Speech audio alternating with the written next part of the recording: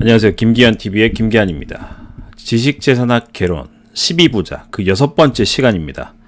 지난 시간에 저작권에 대한 개념 정도는 설명을 통해서 이해를 하셨을 거라 믿고요. 저작권 영역이 굉장히 넓습니다. 근데 이제 가장 요즘 핫한 크리에이터, 1인 유튜브 시장이라든지 이제 뭐 블로그라든지 SNS 마케팅 뭐 이런 쪽에서 이제 발생하는 이슈들 때문에 크리에이터가 알아야 할 저작권 그리고 초상권을 중심으로 좀 소개를 해드리도록 하겠습니다. 예, 저작권 개념을 일단 간단하게 한번 다시 요약을 하겠습니다. 저작권이란 저작권자가 자신이 창작한 저작물에 대해 갖는 권리를 말합니다. 창작한, 크리에이티브한 요소가 포함되어야 된다라는 거죠. 영어로 하면은 copyright입니다. copyright. 복사할 수 있는 권리. 해당 저작물에 대한 복사, 배포, 전시에 대한 권리입니다.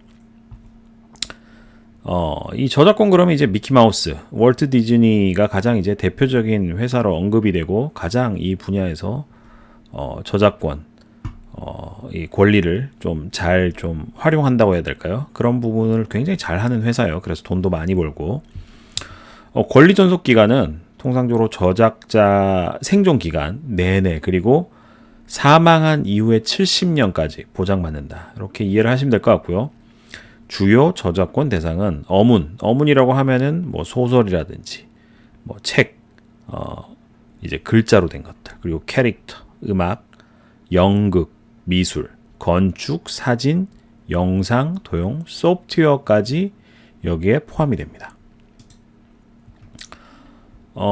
저작권과 이제 저작권 얘기를 하면 요 이제 카피라이트의 반대인 카피랩트에 대한 개념을 좀 아실 필요가 있는데 저작권이 있고 공개 저작권, 이 저작권을 표시하는 C 모양의 이 심볼, 카피라이트를 의미하는 거에 이제 뒤집어진 C죠.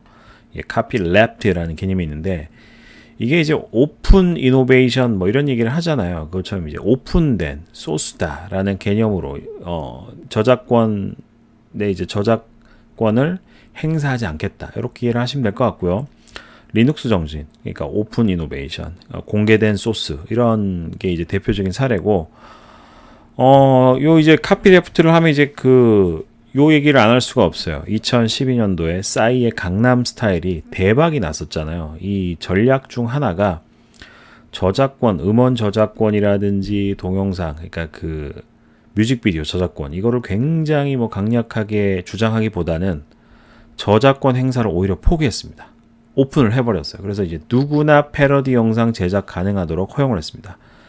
제가 지난 시간에 얘기를 드렸지만 저작권 소송 가면은 거의 다가 2차 저작물 침해에 걸린다고 했는데 이 원작물 가지고 뭔가 패러디라든지 뭔가 이제 응용된 영상들을 많이 만들 수 있도록 오픈을 해버려서 그것 때문에 굉장히 어떻게 보면 이제 더 이 싸이의 강남 스타일이 각광받았었던 것 같습니다. 접근성이 좋고 활용을 누구나 이렇게 할 수가 있다 보니까 더 열광했던 것 같아요. 요런 표시는 뭐 블로그 같은 데서 많이들 보셨을 거예요. 요거는 이제 한번 좀 참고를 하시면 될 것 같고요. 이제 사람 모양이 있는 거는 가져다 쓰는 건 좋은데 저작자, 원작자의 이름, 출처 등은 반드시 표시를 해달라 이런 거고, 그 다음에 이제 이 돈 모양의 달러 모양의 이 빗줄금 간 거는 영리 목적으로는 이용할 수 없다. 근데 이제 비영리 목적으로는 가능하다. 영리 목적은 계약 따로 해야 된다. 이런 의미고요. 그리고 이제 이 리사이클 모양, 카피레프트 모양의 이제 화살표 돈, 리사이클 모양이 있는 거는 2차적 저작물 제작은 허용되지만은 2차적 저작물의 원 저작물과 동일한 라이센스를 적용해야 한다는 의미. 허락 맡아야 된다는 의미예요. 결국 이제 원작자한테 허락 맡아야 된다는 의미고, 이 이꼴 표시는 저작물을 변경하거나 저작물을 이용한 2차적 저작물 제작을 금지한다는 의미입니다. 원작을 그대로 보존하라 이런 의미예요. 유튜브 저작권 침해에 대해서 좀 얘기를 해드릴 필요가 있는데 SNS 저작권 침해 사례나 주의사항에 대해서 아실 필요가 있는 것들 중에 하나가 일단 저작권으로 보호를 받지 못하는 것들이 생각보다 많습니다. 아이디어 그 자체 이거는 이제 뭐 영업 비밀이라든지 성격에 따라서는 특허라든지 이런 걸로 보호를 받아야 되고, 창작물로서 이게 유통이 됐을 때 저작권으로 보호를 받을 수가 있고요. 국가나 정부, 지자체에서 작성한 것을 편집, 번역한 거. 요거 안 됩니다. 예. 그리고 이제 사실의 전달에 불과한 시사보도, 그리고 프로그래밍을 작성을 하기 위해서 사용하는 언어, 규약, 해법, 프로토콜, 뭐 이 C 랭귀지를 쓰기 위한 프로토콜, 요 가이드 이런 건 안 된다. 이제 주로 문제가 되는 케이스가 타인의 SNS 이미지를 그대로 이제 가져다 쓰거나 타인의 SNS 이미지를 가져와서 수익 창출 목적의 컨텐츠를 생산할 때 요때 문제가 돼요. 예, 요때 이제 가장 문제가 되고요. 저작권 있는 음원을 이용해서 컨텐츠 생산한 경우 이게 유튜브 초보들이 가장 많이 걸리는 거고요. 연예인이나 캐릭터 이미지를 가져와서 컨텐츠 생산하는 경우 이 캐릭터 이 뭐 초상권 요 같이 걸리죠. 그 유튜브가 이제 이런 게 좀 시스템이 잘 돼 있다 보니까 침해, 저작권 침해가 이렇게 걸렸다. 그런 경우 이제 저작권이 있는 음악이나 영상 소스 사용했다 그러면은 수익 창출에 제한을 받게 됩니다. 일명 노란 딱지라고 하죠. 요 표시가 돼요. 그래서 이제 광고 수익 붙는데 이 한계가 좀 생기고요. 유튜브 광고로 발생한 수익이 원 저작자에게 자동으로 배정되는 수익이 이제 다 뺏기는 이런 로직도 있어요. 운영자는 실제로 광고 수익을 손에 넣을 수 없어요. 그러니까 예를 들어서 제가 어떤 영상을 올렸는데 그대로 똑같은 거를 누가 다른 자신의 채널에다가 올리면은 그게 저한테 뜹니다. 그래서 어떻게 할 건지 여기 이게 떠요. 그래서 이제 상대방이 돈벌이가 되는지 기다렸다가 체크해서 수익을 환수하는 뭐 이런 것도 가능하고요. 가장 골치 아픈 게 이제 법적으로 소송에 휘말리는 거. 법정으로 가면은 법정 소송 이렇게 가면은 이제 일단 변호사 비용부터 해서 벌금이라든지 골치 아픕니다. 요 사례를 하나 얘기해 드려야 될 것 같은데 특히 이제 유튜브 하시는 분들이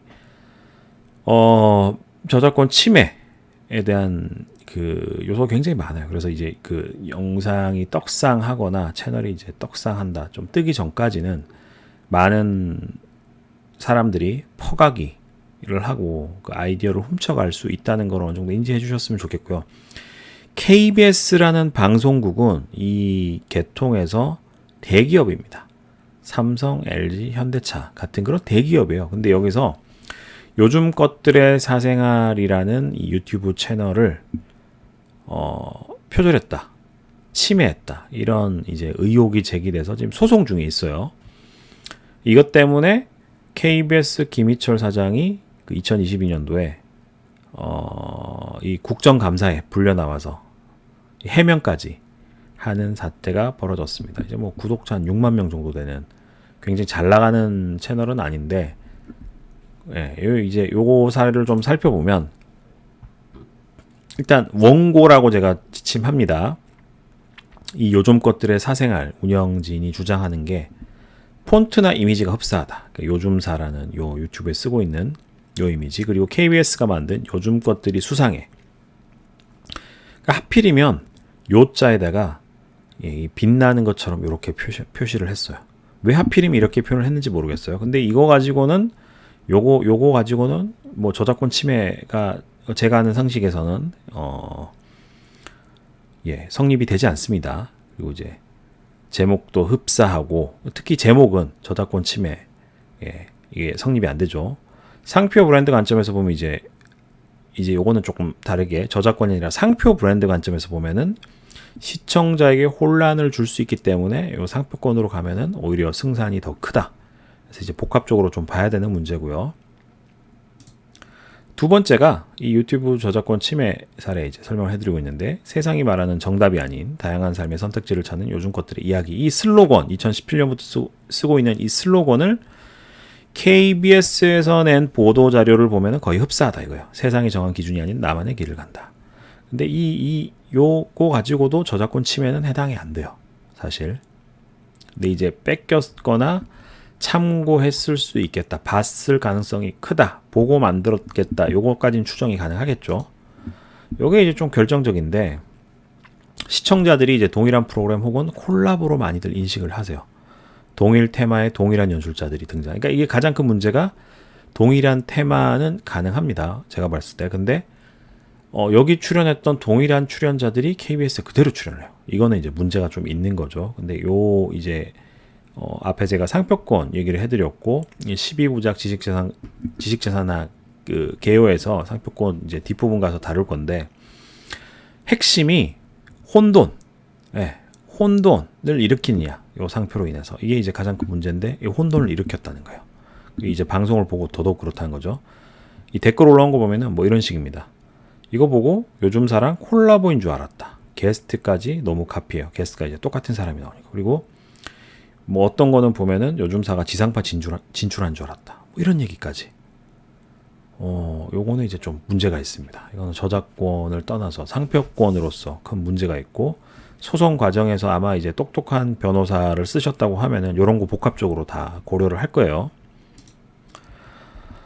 그래서 요 케이스는 뭐 아직 판결이 안 나서 끝까지 봐야 되는데 좀 굉장히 좀 우려스러운 케이스입니다. 그리고 이제 유튜브 하시는 분들, 크리에이터 분들은 이런 일을 충분히 얼마든지 당할 수 있다는 걸 좀 인지를 하셨으면 좋겠고, 저도 뭐 변리사가 노골적으로 제 컨텐츠 그냥 거의 뭐 카피 앤 페이스트 했다 정도의 것들을 몇 번 봤어요. 근데 이제 얘가 돈벌이가 얼마나 안 되면은 이러겠나 싶은 정도로 그 사람을 이제 좀 트래킹을 해봤더니 밥벌이를 제대로 못하고 있더라고요. 그래서 그리고 이제 제가 제 유튜브 채널이 사실 돈이 그렇게 안 돼요. 예, 제가 인지도가 뭐 있는 그런 사람도 아니다 보니까 그래서 소송을 걸어서 승소를 해본들 변호사 비용이나 뭐 이게 훨씬 많이 깨지고 챙길 수 있는 게 없다라고 생각해서 그냥 두고 있는데 이런 일을 많이 당할 수 있다. 여러분들도 충분히 이게 채널이 어느 정도까지 크고 영향력을 발휘하기 전까지는 충분히 당할 수 있을 거다라는 거를 좀 인지해 두셨으면 좋겠고요.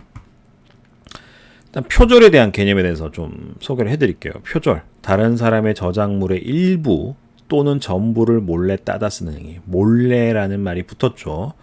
허락 안 받았다는 거죠. 타인의 저작물을 마치 자신의 것처럼 공표하는 거. 예, 그러니까 원작자가 따로 있는데 이 내 창작물이야. 사기를 치는 거예요.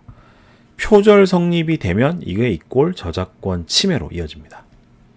근데 앞강에서도 얘기 드렸지만은 저작권 침해는 대부분 2차 저작물 작성권 침해에 해당이 되고 똑같은 것을 만들면 그거는 이제 불법 복제예요. 조금 성격이 틀리죠. 대부분 이제 조금 마사지를 해서 원작물을 좀 손을 대서 침해를 하기 때문에 2차 저작물 작성권 침해 요게 거의 다 여기에 걸립니다. 표절 공식 세 가지를 좀 간단하게 얘기 드리면은 이제 피고가 원고의 것을 기초로 한 것이냐, 예, 의거했다, 모방했다. 그러니까 원고의 것을 모방한 것이 아니면 우연이라도 침해가 성립하지 않고요. 두 번째, 새로운 창작성 변형이 들어갔냐. 그러니까 원작자 거에서 something new, 충분한 변화나 충분한 크리에이티브한 요소가 들어갔냐. 피고는 이제 확연히 차이가 나는 플러스 알파의 창작 요소가 들어가 있으면은 표절이 아니고 안 들어가면은 표절이죠. 예. 충분한 뭔가 something new가 들어가야지만 표절을 면할 수 있다. 그리고 실질적인 유사성, 변형으로 인해서 비슷하지만 완전히 다른 창작물이어야 된다. 예, 뭔가 변형은 했지만은 똑같다라고 하면 의미가 없다 이런 얘기입니다. 요 세 가지 키포인트를 좀 한번 살펴보시면 좋을 것 같고요. 이번에는 초상권에 대해서 좀 얘기를 해드려야 될 것 같아요. 사실 초상권은 저작권하고는 다르지만 크리에이터 특히 이제 SNS 활동을 많이들 하시면서 문제가 많이 생기고 있습니다. 그래서 저작권 소개를 할 때 특히 이제 크리에이터가 알아야 할 저작권에 대한 얘기를 해드릴 때 초상권을 어느 정도는 같이 다뤄드리는 게 좋을 것 같아서 좀 준비를 했고요. 초상권이라고 하면은 이제 portrait right, 예, 자기의 초상에 대한 독점권, 인격권의 하나로서 자기의 초상이 승낙 없이 전시되거나 게재되었을 경우 손해배상을 청구할 수가 있어요. 예, 벌금을 맞을 수도 있고요. 특히 이제 인지도 있으신 분들, 네이버에서 이제 보도자료 찾아보시면은 초상권 무단 도용, 이런 내용들이 굉장히 많습니다. 소송이 많아요. 이게 또 보시면 이제 금액이 크진 않지만 벌금 3천만 원, 벌금 500만 원. 예.